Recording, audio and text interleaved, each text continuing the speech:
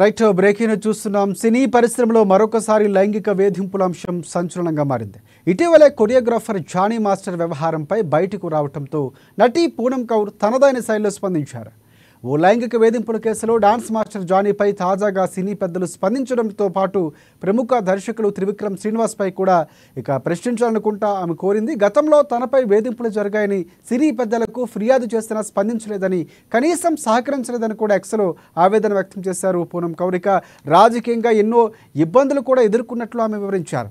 Director Trivikram ఒక ప్రముఖ నటుడు, రాజకీయ నాయకుడు తనను లైంగికంగా వేధించారంటూ గతంలో పూనం కౌర్ ఆరోపించారు. దీనికి సంబంధించి కూడా పూర్తి స్థాయిలో స్పందన కరువైందంటూ కూడా ఆమె ఆగ్రహం వ్యక్తం చేసినటువంటి పరిస్థితి కనిపిస్తోంది.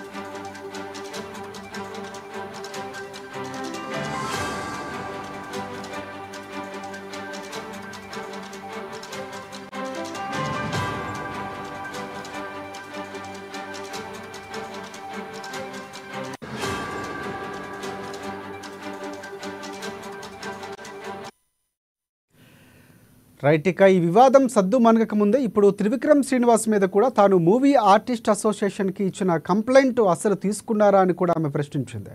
తనకు పొలిటికల్ బ్యాక్గ్రౌండ్ లేకపోవడం వల్లే సైలెంట్గా ఇగ్నోర్ చేశారని కూడా ఆరోపించారు ఆమె.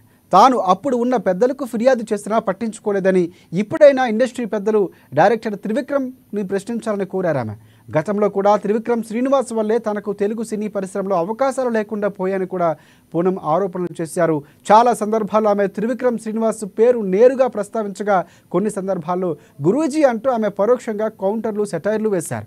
అయితే ఇప్పుడు జానీ మాస్టర్ వ్యవహారం రచ్చకెక్కిన నేపథ్యంలో త్రివిక్రమ్ శ్రీనివాస్ పేరును పూనం కౌర్ తెర మీదకు తీసుకురావడం మరింత కలకలం రేపింది. దీనికంటే ముందు ఆమె జానీ మాస్టర్ని మాస్టర్ని సంబోధించొద్దు అంటూ కూడా ఒక పోస్ట్ విడుదల చేశారు. కొద్ది గంటల్లోనే త్రివిక్రమ్పై కూడా తనదైన శైలిలో పూనం మరొక ట్వీట్ చేశారు. ఇబ్బందులు వచ్చాయి, సమస్యలు పరిష్కరించండు, తన మీద చర్యలు తీసుకుని కూడా చెప్పారు.